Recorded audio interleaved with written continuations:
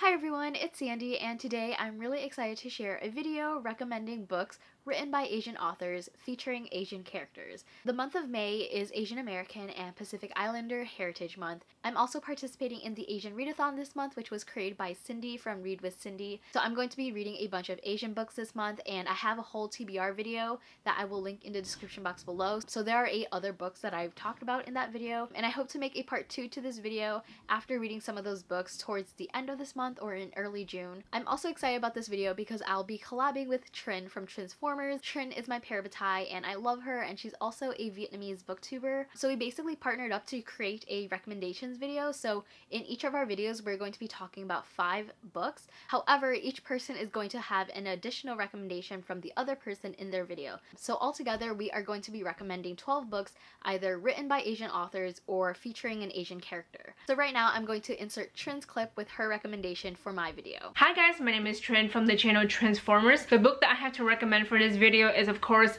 The Red Scrolls of Magic by Cassandra, Clare, and Wesley Chu. If you don't know, Sandy is my parabatai and I feel obligated to mention the book from the Shadowhunter Chronicles for this video. I am so excited to mention this book because even though Cassandra Clare is a white woman, Wesley Chu is actually Taiwanese. But not just that, Magnus Bane, who is one of the main characters in this book, he is Indonesian. But then also in this book we have so many other Asian characters as well. We have Lily Chen, who is Japanese and Chinese, but then also we have Aline Penhallow. I believe she is mixed, half white and half Asian. I think she's Chinese also. But yeah, we just have so many amazing Asian characters in this book, and then of course the author Wesley Chu is also Asian, so I need to mention this book because this is fantastic. If you don't know, this is the first book of a brand new trilogy in the Shadowhunter Chronicles called The Elder's Curse. This book follows Alec Lightwood and Magnus Bane and how they first got together, and now they're on vacation in Europe. Unfortunately, Magnus Bane is framed for being the leader of this cult called the Crimson Hand, and there are a lot of people who want to kill him. And of course we get to see so many characters from the Shadowhunter Chronicles in this book. For example, we see Helen, we see Aline, we see Lily, Raphael, Elliot, so many amazing characters in this book. Sandy and I recently finished this book in the month of April, and of course I just need to talk about this book because it's so wonderful. And of course if you're a huge fan of the Shadowhunter Chronicles and you have not picked up this book, then you definitely need to, because Magnus and Alec are amazing of course, and it's always nice to see them again in this book. So highly recommend this book if you have not picked it up. Alright, so now I'm going to jump into my recommendations. The first book that I want to recommend is Want by Cindy Pon. This is a book that takes place in the near future in an alternate Taipei. It follows a Chinese main character named Jason. The city he lives in is plagued by pollution and viruses. Those who are wealthy have the ability to afford these suits that protects them from the pollution and viruses. However, there's a lot of corruption going on with the elites and the manufacturers of these suits, and Jason is willing to do whatever it takes, such as infiltrating this corporation in order to save his city. I thought the concept of this book was really interesting. I really love the world building in this book. It tackles the environmental issue of pollution, and it paints this world that could definitely be a possibility of what our world would be many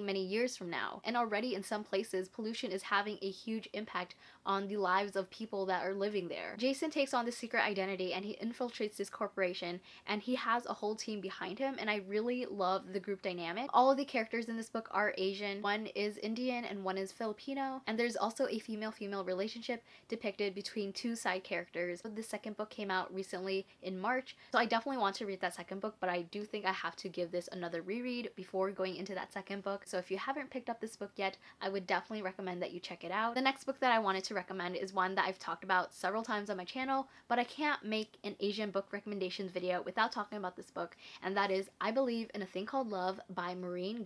This is one of my all-time favorite contemporary books. This book follows a Korean-American main character named Desi, and she is an overachiever, but one thing that she always fails at is love. So one day when this new guy transfers to her school, she is determined to get this new guy to fall in love with her. So what she does is she watches a bunch of Korean dramas and creates this guide step by step detailing what she has to do in order to get this guy to fall for her. This book was just so fun and lighthearted, and it was ridiculous at times. Desi does make a lot of questionable choices, but I just had so much fun reading it. Even though I don't watch Korean dramas, I know that they can be pretty dramatic and lots of wild things occur, and in this story you see similar behaviors and actions taking place in this book, and I think it adds a comedic touch to the story. I think this is a really heartwarming rom-com. I also really love the side characters in this book. Desi's best friends were really supportive of her. One of her best friends, Fiona, is Mexican American and she likes girls. I really love this book because I love Desi's character. She's really quirky and nerdy at times, but she also has a lot of awkward moments, and I just really loved reading from her point of view. This is a story that's really easy to get into, and I just loved it so much. So if you're in the mood for a lighthearted contemporary, I would definitely recommend this one. Another book that I wanted to recommend is Outrun the Moon by Stacey Lee. This is actually a historical fiction book. It takes place in San Francisco in the year 1906, and it follows our main character Mercy Wong, who is a Chinese American teenager living in Chinatown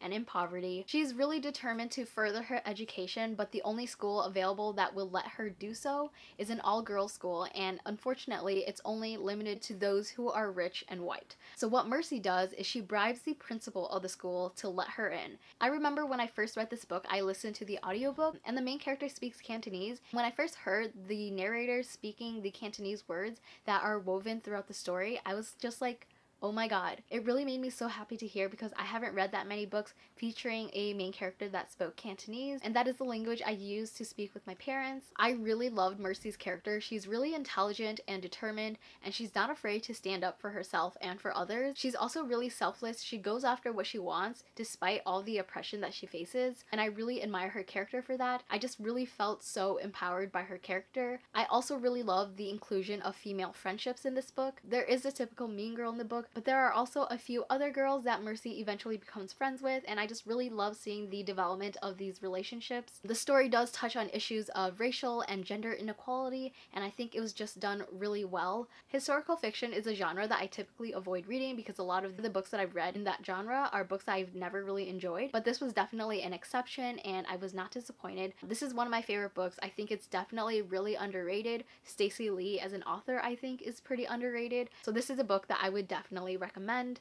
The next book that I'm going to be recommending is a fantasy book, and this is also a book that I've talked about before, but I felt like I haven't talked about it in a while, and that is Forest of a Thousand Lanterns by Julie C. Dow. The author is Vietnamese, however this book in particular is an East Asian fantasy reimagining of the Evil Queen legend, and this is the first book in a duology. So this first book follows the Evil Queen storyline and the second book follows Snow White. I really love that this first book gives you the storyline of how this evil queen came to be. I really love seeing the development of the storyline, comparing the main character, who she was at the very beginning of the book, to who she has become by the very end. This main character becomes the villain, but you still want to root for her despite what she's doing, and I just love the complexity of her character. So if you're in the mood for a fairy tale retelling, I would definitely recommend this one. And also just keep this author on your radar because she's coming out with a new book later this year in November, and it's a Vietnamese fantasy set in the same world of Forest of a Thousand Lanterns, and I'm so pumped for that book.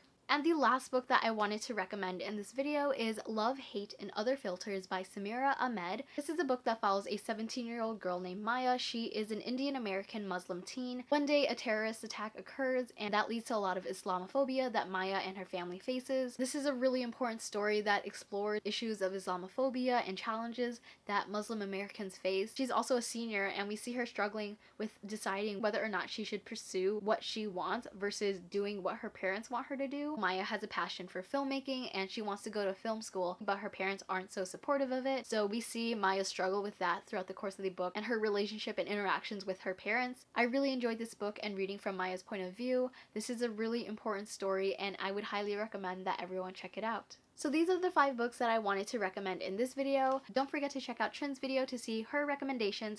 Thank you so much for watching this video. I hope you enjoyed it. If you have any other Asian book recommendations, please let me know in the comments below, and I will see you next time. Bye!